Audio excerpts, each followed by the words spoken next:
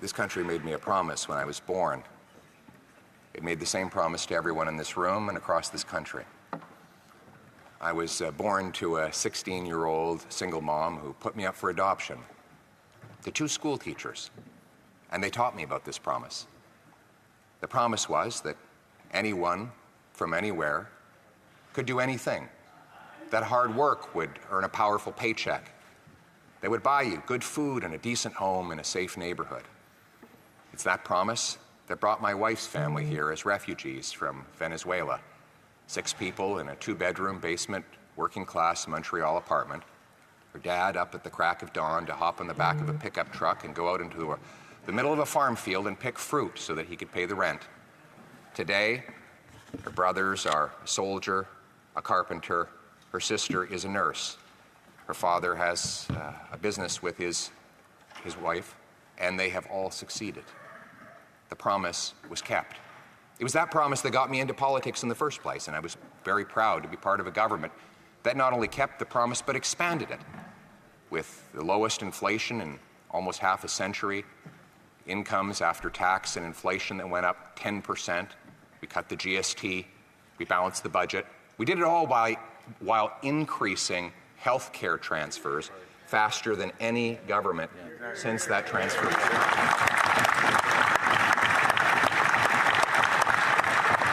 That's why I welcome every single time they talk about my experience in government is doing the exact same things that I would like to do in the future, which is to expand the opportunity, expand the promise of this country. But that promise, after 9 years of the NDP Liberal Prime Minister, is broken.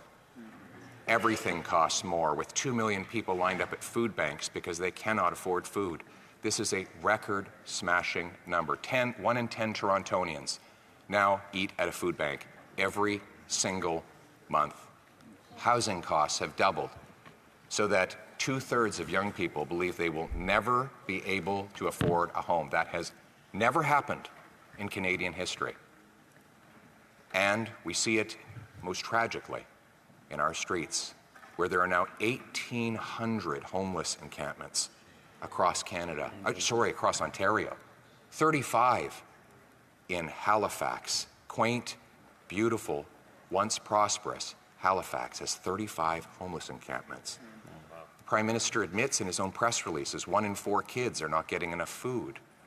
Malnutrition and diseases linked to it that had long ago been eradicated are making comebacks. We've lost 47,000 people to drug overdoses, more than we lost in the Second World War. These numbers are stories. They are human lives. When the NDP says, all these people can just wait, we don't need to fix these problems now, we could just delay another year and let thousands more die, thousands more lose their homes and move into dangerous tent encampments.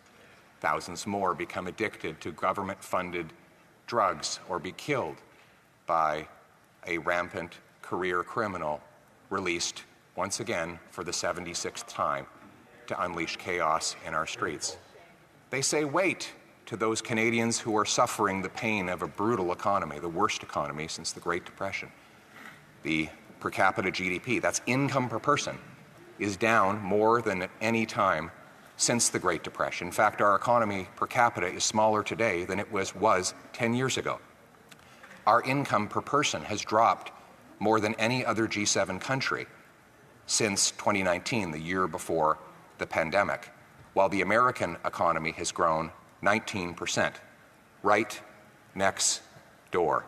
The gap between our per capita GDP and the Americans is now worse than at any time since at least World War II, and according to one Liberal economist, Trevor Tom, the worst in a century.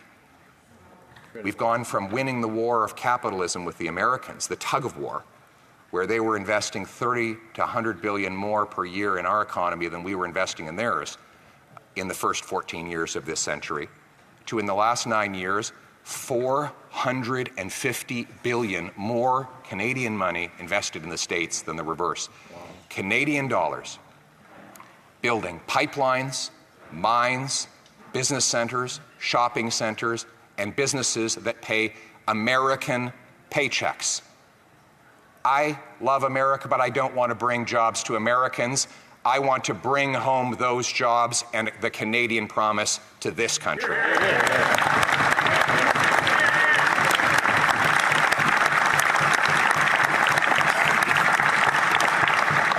And that's why we have a common sense plan to axe the tax, build the homes, fix the budget, and stop the crime. Axe the tax. This will be a carbon tax referendum, a carbon tax election.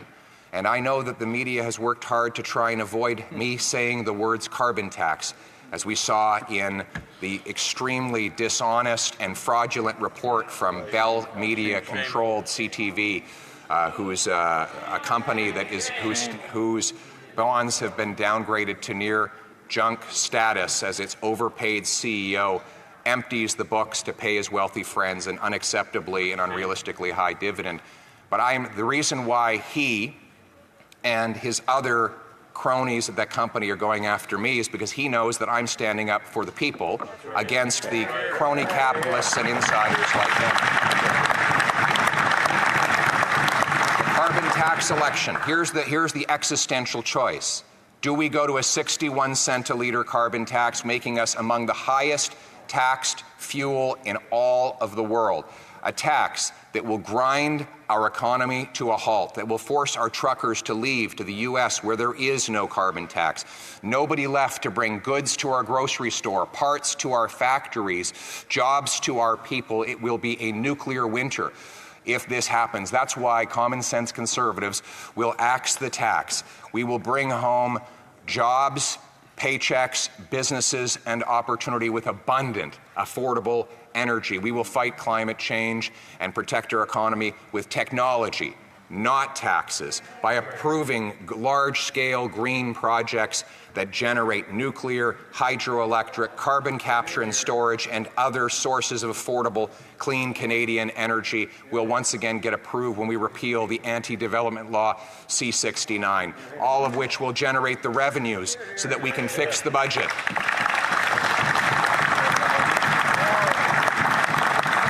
We will fix the budget by unleashing massive growth through the elimination of bureaucratic barriers and firing gatekeepers so that our projects can get built, setting the goal that all three levels of government should aspire to have the fastest building permits in the entire OECD.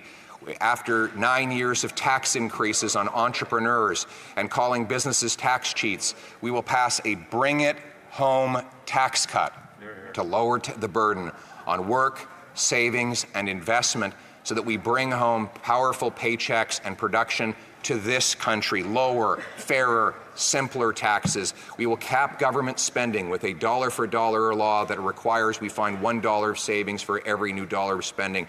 We'll cut bureaucracy, waste, and consulting contracts so that we can get the budget close to, or hopefully on balance as soon as possible to bring down interest rates, inflation, and debt.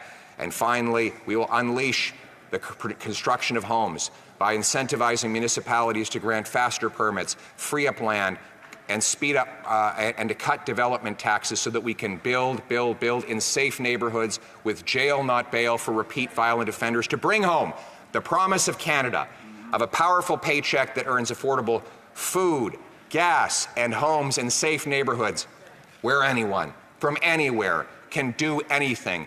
The biggest and most open land of opportunity the world has ever seen. That is our vision.